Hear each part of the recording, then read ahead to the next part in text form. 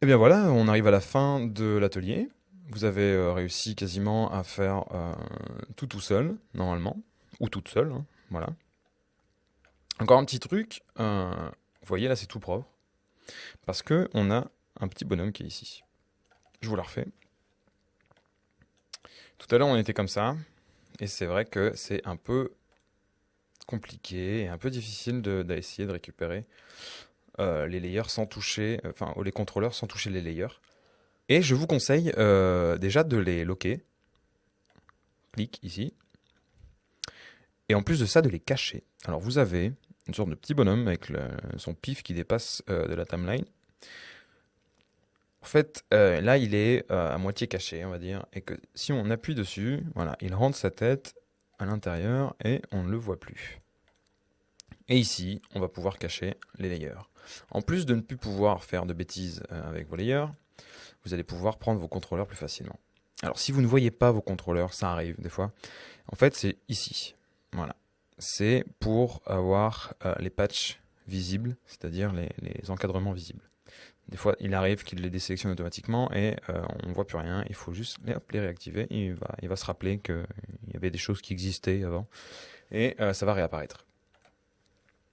Et du coup, là, on peut animer beaucoup plus facilement. Plus tard, il y aura les yeux qui vont suivre juste ici en dessous avec d'autres, d'autres, d'autres objets nuls.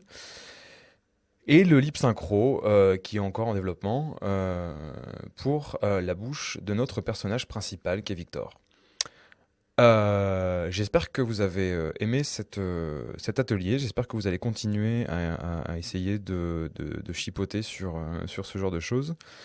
Je pense qu'on peut aller vraiment très très loin avec cette technique et je pense que si jamais vous devez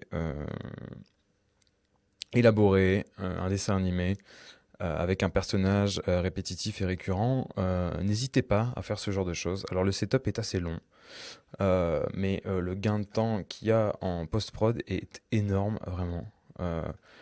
Parce que oui, il faut dessiner toutes les poses de Victor, toutes les poses de votre personnage, pour pouvoir l'utiliser à la fin. Mais de toute façon, si vous faites un dessin animé de plus de 10 minutes, vous pouvez être sûr que vous allez avoir besoin de ce genre de choses.